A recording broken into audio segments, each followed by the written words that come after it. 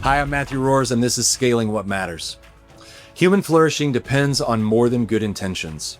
It depends on work, capital, and leadership that create real opportunity. At Sinapis, we've spent 15 years serving entrepreneurs exclusively in frontier markets, at the intersection of faith, business, and job creation. This podcast brings together voices shaping that ecosystem, from entrepreneurs and investors to pastors and public leaders. Thanks so much for joining us, and let's jump in.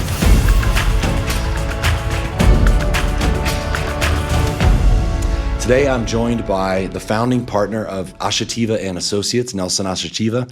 Nelson, it's fantastic to have you with us. It's a joy and a privilege to be here. So let's start just with a description of your firm. Who do you serve? What do you do? How did you get involved in all of this? Well, the law thing was my dad's idea. But the business thing was my mom's idea. So my dad wanted me to be a lawyer. And his idea of law was either serve the public through as a DPP, a public prosecutor, or serve the public through being a magistrate, a judge, or just a state counsel. But I got employed in a mid-sized firm, and I was enjoying my career progression. Then my mom, one day, I still remember where I was standing when she dropped the thought in my head, or my heart, and she said, "Have you ever thought about starting your own firm?" So I told her, "Mom, I'm grateful for the thought, but I don't think you know how law firms are run. My aspiration has always been to make partner in a big firm and pay my mortgage, take my kids to school, afford one decent holiday a year, and afford a decent health cover for my kids, and that's success to me." Yeah. And she said, "Okay." But so she didn't push hard. She didn't push hard at all. Okay. Basically she was saying, "What do I know? I'm a primary school teacher, education officer. What do I know about the law?" So she didn't push back, but she left me with a lot to think about. That seed continued to grow over time. And then one day, an incident happened in my fancy, nice firm where I was a senior associate on the fast track towards partnership. Yeah.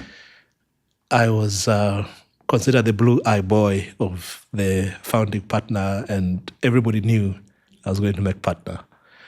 But an incident happened that I thought was an injustice to one of my colleagues, and by extension also, it affected me. But my colleague was one who was affected the most. So I really loved that farm. I loved the farm, I loved the people, but I began to notice the gaps in their culture. And they're very good people, mean well, but I began to notice the gaps in their culture. And over time, then, those gaps became very glaring to me. And I told myself, these guys have some things very right. But I wonder if I would enjoy being in this farm as a partner, even if I got to the peak of it, because the culture did not quite reflect where I wanted to settle. And that conviction became clearer and clearer over time. And I said, if I stay, it'll grieve me, it will cause friction, and these are my friends, and I want to retain friendship, goodwill with them. So the better thing for me to do is to resign.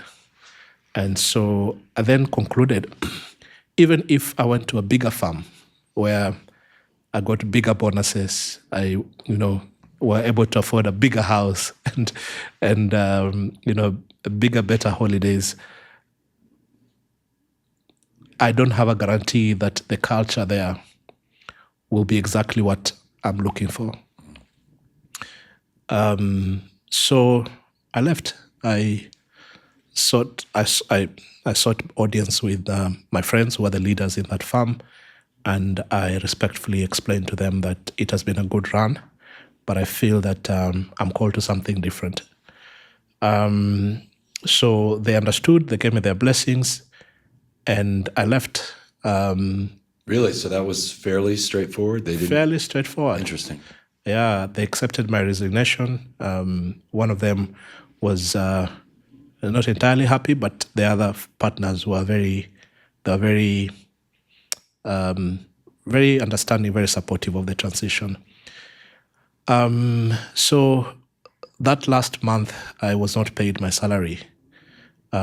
Sorry for another day, but I was happy not to be paid my salary. I forfeited it because I owed the farm some money that I was paid for towards my wedding preparation and my dowry and all that.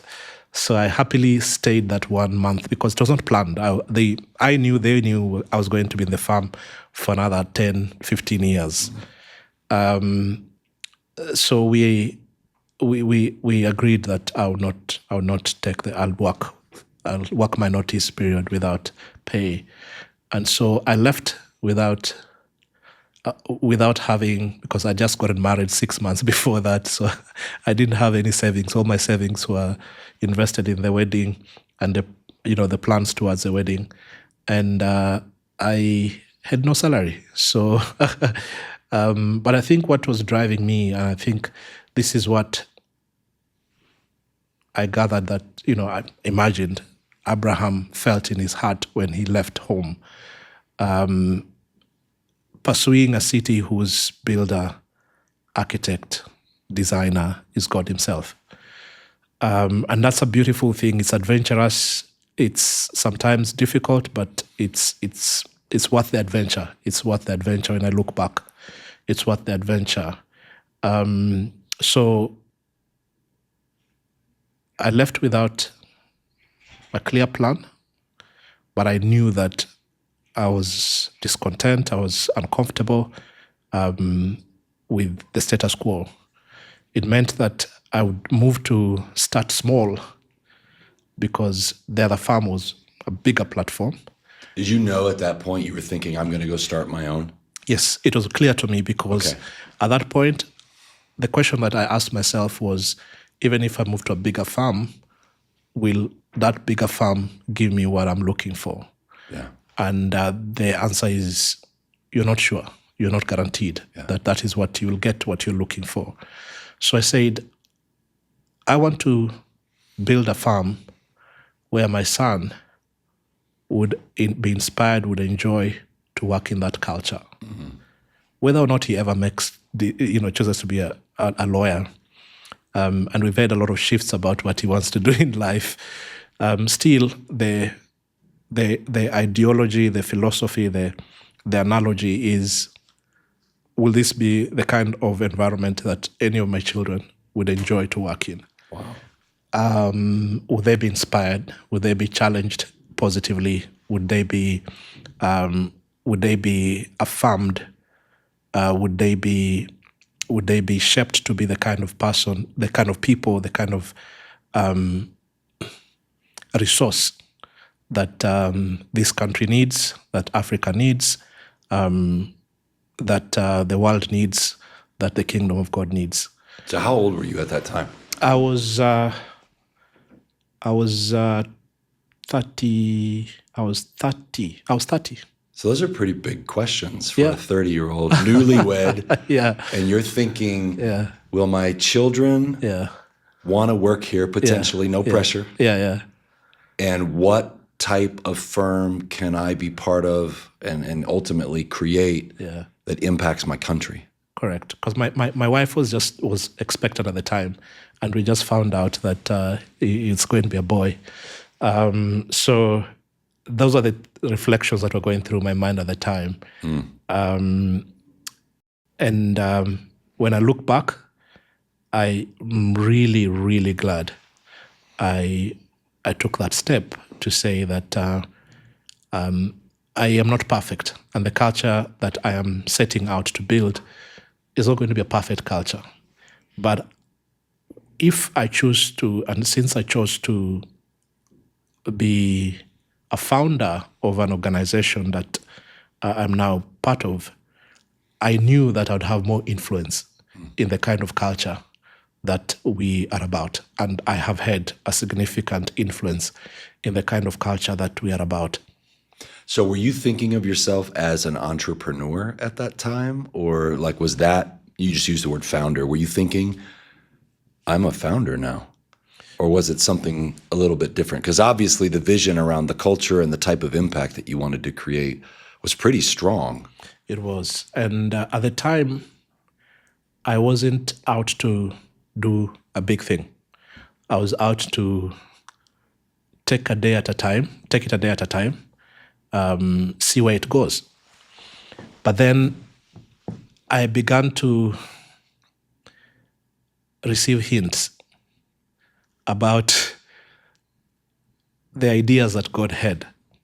I had my own ideas, or at least, a good book says, we see in part, we hear in part. And I obeyed what I had on that day, that you need to live. The unction, the impression on my heart was very clear that you need to live. I need to set out to start your own farm. How did that feel? Because I've had things like that where there's been a sense of clarity, but there's also been some trepidation. Yes, there was a bit of anxiety because, I just asked someone's daughter, daughter's hand in marriage 6 months before that. So there was a bit of anxiety because my parents-in-law had made it clear that they knew I loved their daughter. That's why they gave me their blessings. But they also knew that their daughter deserved a certain standard of life, which which they expected me to maintain. They expected me to ensure that their daughter is comfortable. So at the back of my mind, there were still questions about whether I'll be able to sustain and provide my family a decent life, standard of life. But God has been very faithful because, as I said, I didn't have any savings, but my mom gave me a loan of 15,000 shillings, about $100. And that was, in the first month, my wife paid rent for our house. I think it was about 25,000 shillings. And then my mom gave me a loan of 15,000 shillings, $100. And that really was a lifeline because I didn't have very high overheads. I was just working from a restaurant in town, in the CBD, Nairobi. And I built on from there. And yeah, God has been very kind. So I was talking about the hints, about starting from a small premise, but of obedience. But along the way, God gives you hints about the direction that He has in mind. One clear hint was one day I was in church, a Sunday, and as the church, the preacher of the day, he's an architect, was preaching. He then paused in the middle of the sermon and told the audience, I'd like us to pray for Nelson because I have a word that I have received in my heart about the direction that God wants for his career, for his business. What's running through your mind in that moment?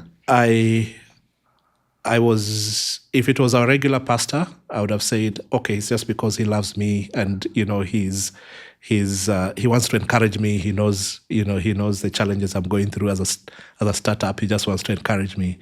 But coming from a preacher who was not our regular preacher, I found that to be very telling. that this was not scripted. This was authentic. And the word that he shared that day was that God has called you to run with the big boys. That was a big statement. How far is that into the entrepreneurial journey? It's about a year. Okay. That was a big statement. It pulled me up in terms of how I see it. Again, reminded me of Abraham. God telling him, "Come, let's take a walk. What do you see?" "I see sand. I see the stars. This is as far. This is as much, as many as the children that I have in mind for you." You are thinking one child. I'm thinking millions and millions. I'm thinking nations. So that was that kind of moment for me. God was saying, you have this level of understanding or vision. I have a much larger vision in mind. So come take a walk with me and I'll show you how. So after the service, I told the preacher that, thank you for the word. They prayed for me for about 20 minutes. And then really? For about 20 minutes? Yeah, for about 20 minutes. Service? In the service. Wow. During the sermon. They interrupted the sermon, prayed for me for 20 minutes. Had that ever happened before? My church is spooky, yeah, so those kind of things happen. Those kind of things happen. I've never experienced that in the middle of a sermon. Yeah, our church is not always structured. It has a structure, but we interrupt the structure, frequently. So after the sermon then continued up to the end, and then after the service, I approached the preacher of the day and I asked him, I told him, thank you for the word. But do you know who the big boys in my world are? You said I'll run with the big boys, but do you have any clue? I said, I don't care. I heard what I heard. So what did the big boys mean to you? The big boys meant farms that have legacy of 115 years. Among the top 10 farms in this country, we are maybe about 3 farms that are below 20 years.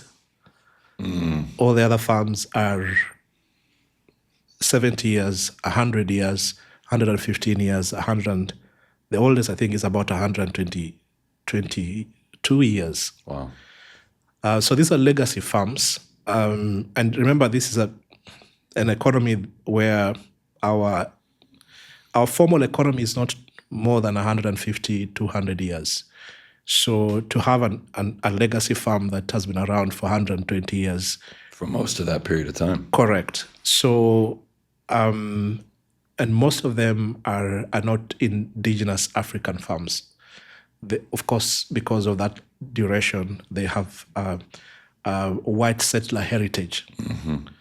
And so to be told that you are being called to run with them is a 180 degrees shift of perspective. But I felt very honored. I told him I was very honored that you would share without filtering, and that you would interrupt your sermon to share, to pray with me, to join in faith on that word.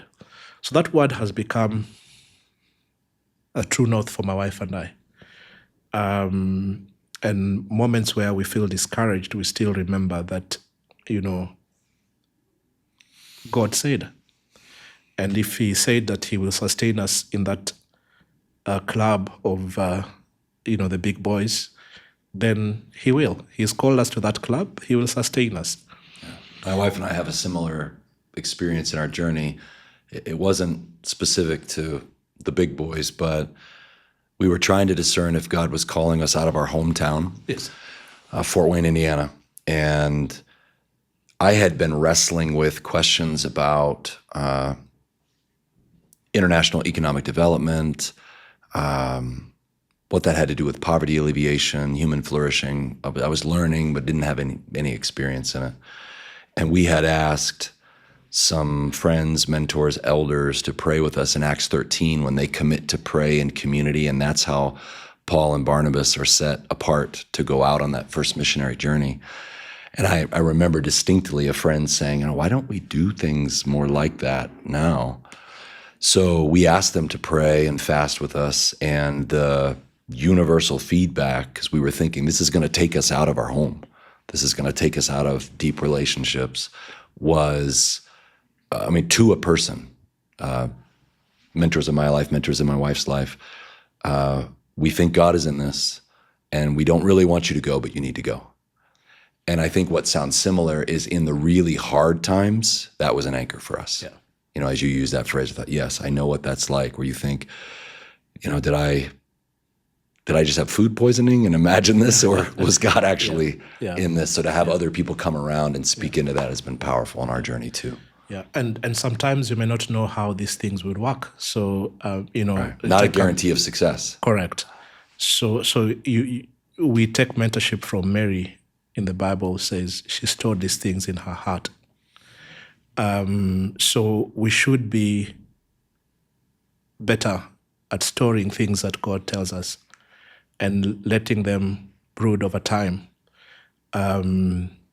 because then in due course, they fall. The pieces fall together. Mm.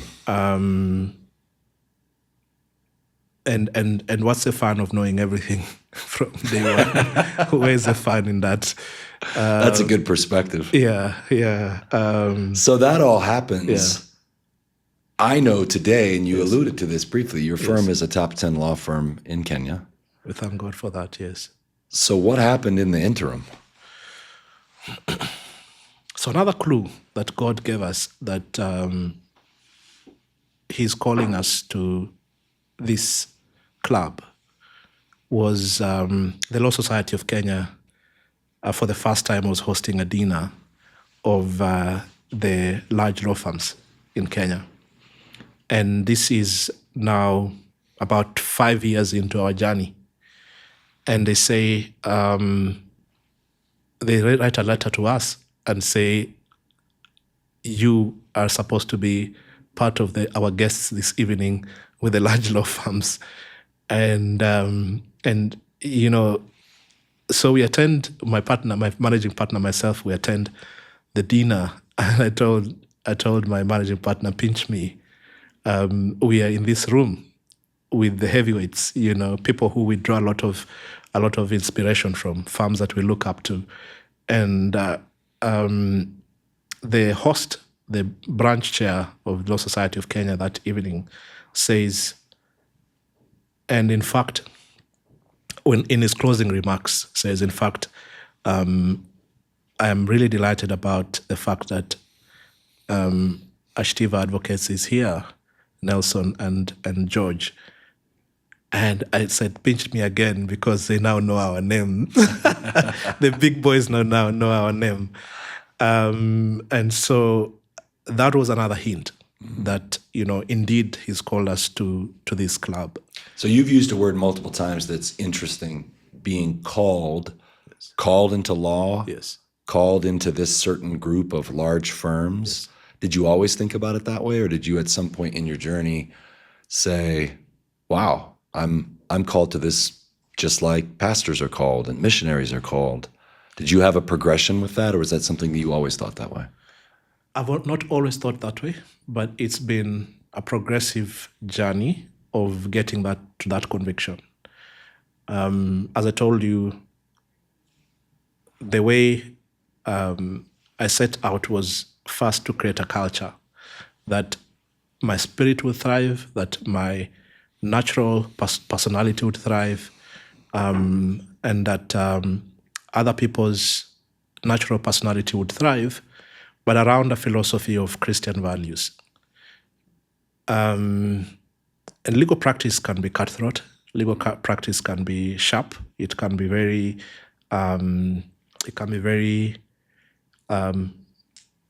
outcome focused, not process or relationship focused. So over time, I think I know that God has led me to understand that it's more than the outcome. The process matters. And so I would say one of the biggest achievements is the people that we are becoming and the people that we are helping our clients to become. That is fascinating. So in all of the potential cutthroat dynamic, who we're becoming and who we're helping our clients become is a key way that you're measuring success. 100%. How do you do that? By living the culture, leading by example. So one of my most favorite scripture is Matthew 7:7. My grandmother always used to pray. I used to stay with her over the holidays, and I would always hear her pray about, in every prayer, every morning and every evening, in every of her prayers, even when she would visit us, that's the scripture that she would always quote, ask, seek, and you'll find, knock, and the door will be opened. Ask, seek, knock, And she would always quote it in her prayers. And so it became one of my favorite scriptures, ask, seek, knock. But down, just below Matthew 7:7 is Matthew 7:12, which says that in everything, do unto others what you'd like them to do unto you, because this sums up all the laws and the prophets. So that's amazing. What does that mean for a law firm in Kenya? And maybe there's some stories you can tell, or like, how do we understand what that principle means for law? The founder of LinkedIn, Jeff Weiner, for me is, I don't know about his faith, but I have been following his philosophy towards business for a while. And his philosophy is anchored on leading with compassion. And for a Silicon Valley giant like him to say that he has hung his hat on this principle of leading with compassion, to the point where the outcome was that he built such a great company and sold it for $26 billion to Microsoft, which, in my view, by all worldly standards, is a terrific success. Yeah. But at the core of his philosophy wasn't so much about the 26 billion. His philosophy was more about, how do I put myself in the shoes of my employees? How do I put myself in the shoes of my clients? How do I put myself in the shoes of opposing counsel? How do I put myself in the shoes of the opposing party? So we are inherently about asking, seeking, and knocking for our sake. But when we shift asking, seeking, and knocking to the point where we are asking, seeking, and knocking for others, then we are living true to the Matthew 7:12, that we are doing to others what we would love to be done to ourselves. So compassion and empathy in the legal profession is not being dogmatic about the outcome, but how you have handled the other person, how you've handled the client of opposing counsel, how you have handled your own colleagues in the firm who are who have messed up and are supposed to be fired. And Jeff does not encourage a culture that is low standard. Right. He's about high standard, high compassion. Mm-hmm. And Matthews, that's how I would love to. That's a culture that I'd love to build, where we have great compassion, but also high performance standards. And one of the things that happened, which really blew my mind away, was at a certain season we went through a rough patch, and we'd laid off about 12 of our colleagues. And how many people did you have at the time? At the time, we were about 40. Okay, so this is about 30% of our staff. Wow. And out of the 12, one filed a suit, which we later settled. But the other 11, 6 months down the road, I was in my office, just minding my own business, doing my work.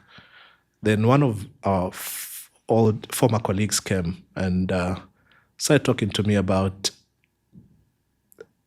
stuff that I didn't think was very relevant. Just started talking to me about things that were up in the air.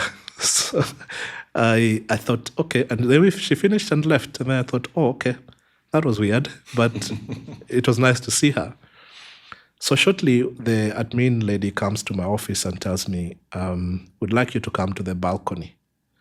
So I tell her, okay, I'm sure, I concluded it must be someone's birthday. We are cutting a cake. So let's do this. So I get to the balcony and I see almost 45 of our former colleagues.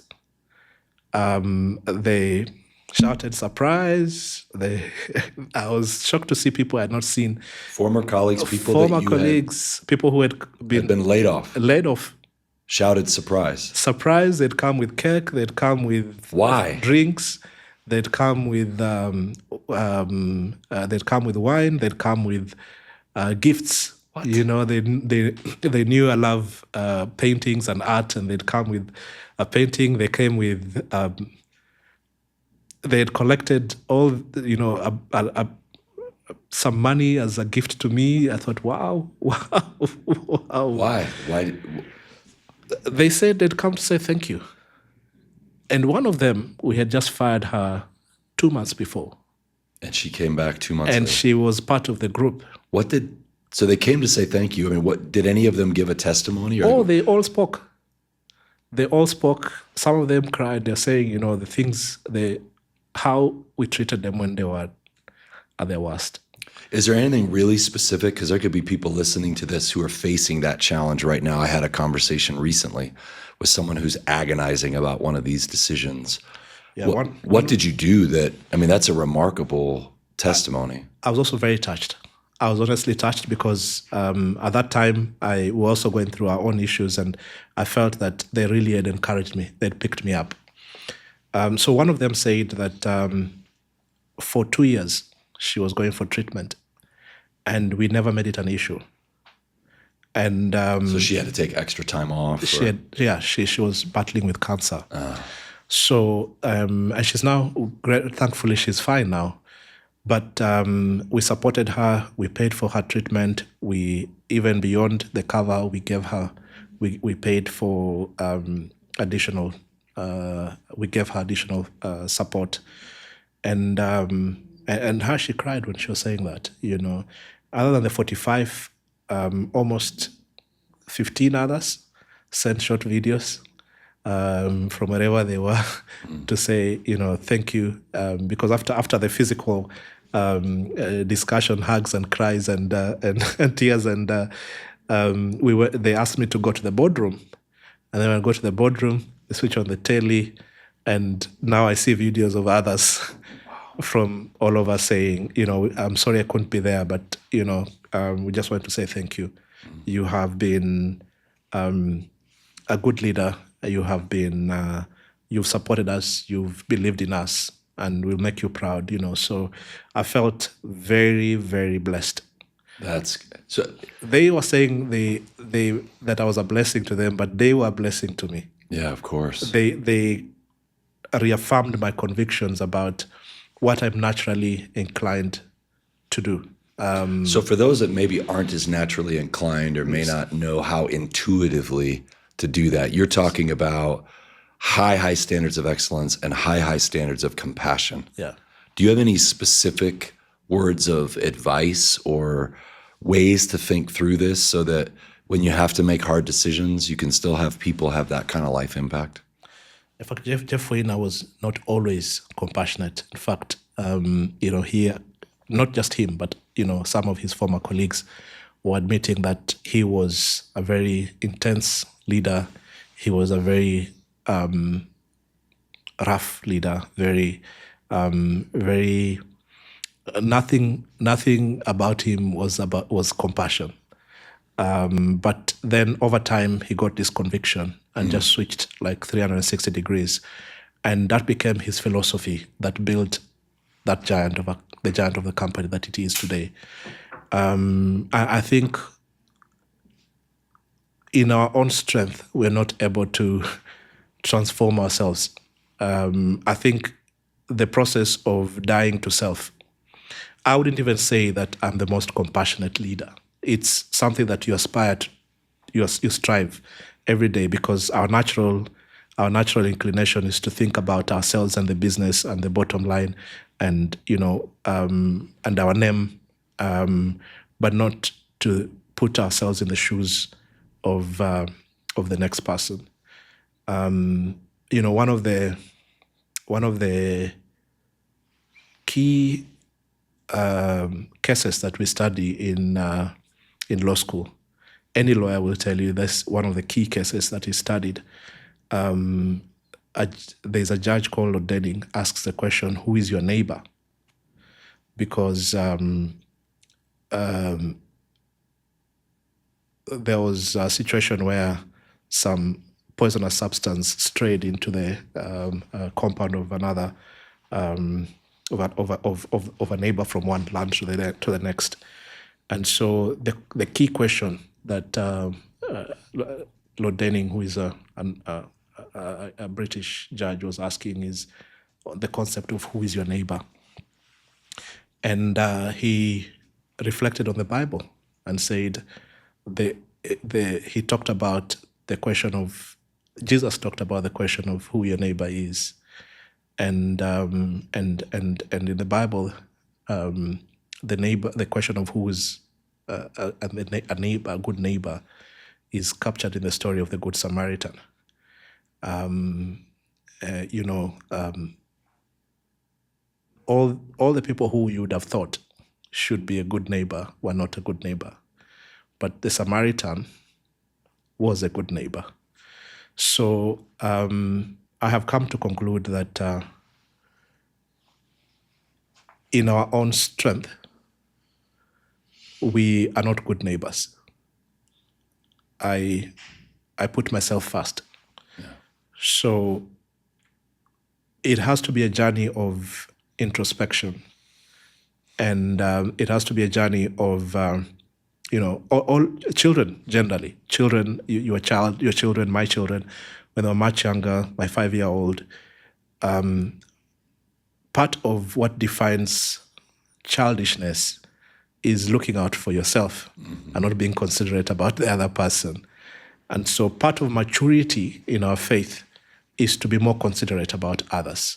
So having the humility to say that I didn't do as well today, I can do better tomorrow. So first deciding that this is the path that you want to follow, that you want to make the work environment an awesome place for your team, yeah. and to shock your colleagues by the quality of the work that you do and the quality of the people that you are, and to shock your clients by the quality of the work that you do and the quality of the people that you are, then that is what makes us better. So wow. It's not something that you perfect today, it's a journey. It's a continuous journey. You have to You're decide. not offering any shortcuts here. This is deep heart work. Yeah, it is work. It is work because growing from being a child to an adult who is responsible. Responsible adult means that you are thinking about others. You are thinking about not just yourself, but you're thinking about the people who are in your care. So I don't have any quick fixes. I think it's a continuous journey, and I think being exposed to the leading of the Holy Spirit helps a lot. I think you become more like the people that you hang around.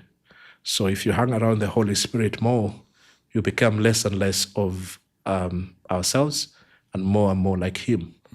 I'm sure you know a number of married couples who over time look like each other. They speak the same because they hang out a lot. And my dad used to tell me, I can tell the kind of person you are by the people, the friends that you hang out with. So I think the Holy Spirit for me is spending time with God, spending time with folks who teach you better. And if you see someone who, just 2 Sundays ago, I was driving out of my home with my family going to church, and I see this Indian family picking litter. I could tell that they didn't have to, but they were, going around the neighborhood, cleaning litter, cleaning the place and keeping the place clean. So I thought, wow, that's a very good model. Mm-hmm. I was convicted because I was exposed to people who are doing better than me in terms of thinking about others. Yeah. So Nelson, you are a leader in Kenya. Yes. You're the founder and leader of a top 10 law firm. God's giving you an incredible platform for business and influence in the legal system. And I'm sure you see a host of challenges, but also a host of opportunities. Yes. How do you think about that? My general disposition is to see the glass as half full and to see the best in people. Again, Jeff Weiner says, sometimes the most compassionate thing you can do for somebody else is to fire them because they're in the wrong place. They are positioned in the wrong bus, in the wrong place. So the sooner you fire them, the better it is for them to actually get to be correctly positioned in the right bus. But it's how you do it. It's if you do it in a way that tells a person about what, makes them doubt their value, and not to see that maybe their value is just that they're wrongly positioned. Like fish out of water, you may actually conclude that this is the most useless creature you've ever seen. But in the right environment, then they'll thrive. So I see the same with a country, that with Kenya, with Africa, that one person may choose to see an environment and look at what is not there, but someone else sees what is there. What God asked Moses, what do you have in your hands? What do you see that's here that maybe other people aren't seeing? So a youthful population, opportunities for a lot of, there's a lot to be done. There's a lot to be built here. There's a lot there's a lot of work to be done. And in that work is also the blessing, So there's a lot more roads to be built here, a lot more dams to be built here. There's a lot of transmission, generation of electricity and transmission of it. There's a lot more work to be done with respect to agriculture. We have a lot of arable land, and there's a lot most in the world, right? Correct, and there's a lot of work to be done in that space. Our population is vibrant and educated. We have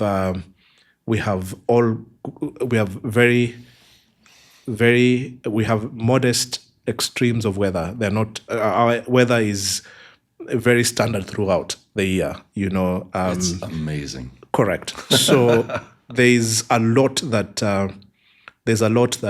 this country and this economy portends for an investor. For instance, our current president has made a declaration about building almost 20,000 kilometers of road, I think, building something like 200 dams, generating 10,000 megawatts of power. Right now, our total capacity since independence is about 3,400 megawatts. He's talked about affordable housing. The ambition is to build 500,000 affordable housing a year. So there's a lot, and transmission lines means first the population in Africa is growing. So when you have close to 1.2 billion people who need electricity, who need roads, and who are able to pay for it, it's not just that they are asking you to do this without, and the multinationals who have identified the economic power of consumers in Africa are making a kill. From Coca-Cola to even MasterCard to Visa to the mobile telephone companies. Most of Vodafone, Vodacom, they're making big returns from Kenya. Airtel is making big returns, and MTN from across Africa. So and the Chinese have realized this. Chinese are betting on Africa. They are constructing roads, they're constructing airports, they are in the water sector, they're in energy. So Africa has a lot of opportunities. But I think when we only see the poverty levels, when we only see the political conflicts, when we only see, then we miss a lot. The mineral deposits in Africa, we can't even begin to talk sufficiently about the mineral deposits in Africa. So there's a lot of untapped potential in Africa, both human as well as other natural potential that would be a good play for a company that is thinking long-term and that is serious about looking for opportunities to invest. And what would you say? I mean, you and I have spent time together with investors from around the world who are coming with interest. Yes. Maybe what just final word would you give to them, building on what you just shared? It's important that for ourselves as Kenyans, as Africans, as developing economies, to realize that investors are looking to partner with us on a platform of integrity. But on the other hand, investors should not only see the risks. They should not only see the corruption and the challenges that are within our markets. In the same spirit of putting ourselves in the shoes of each other, we should find creative solutions that minimize risk for the investor, but also help the entrepreneur to feel understood. Our market is slightly different from the Western developed markets. And if you are able to have engagements that help both sides understand each other better, then we'll be able to see more of the opportunities and actually unlock more of the opportunities than be stuck on the risks or be fixated on the downside. Right. And yes, there are risks, but my economics teacher told me that the higher the risks, the higher the returns. The people who are making high returns in Africa are making very high returns, very, very high returns. Some of them are my clients. And so I'm not speaking theoretically. I actually know that there is big business to be made in Africa. Yeah, and I think as we, summarize the conversation that we've had, when you look at the journey that the Lord has had you on, your faithfulness to that calling, and in God's kingdom, what role does a top 10 law firm that is committed to excellence and is committed to compassion and is committed to that picture of growth? That's remarkable.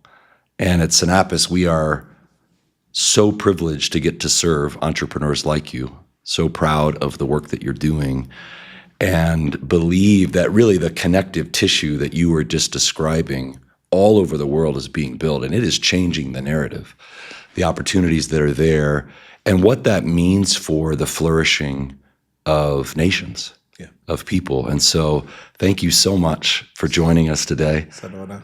It's been such a joy to walk with you over these years and to see you just continue in your faithfulness to that calling. Thank you, Matthew. Thank you. I appreciate the blessing the Sinapis community ecosystem has been to me as a person. There have been very many milestones in my journey where Sinapis has been a direct factor that has progressed me in the right direction. I remain grateful to be plugged into this ecosystem, and I hope many others can be blessed by the good seed that you're planted here. Thank you so much, Nelson. And thanks to all of you for joining us on the Scaling What Matters podcast.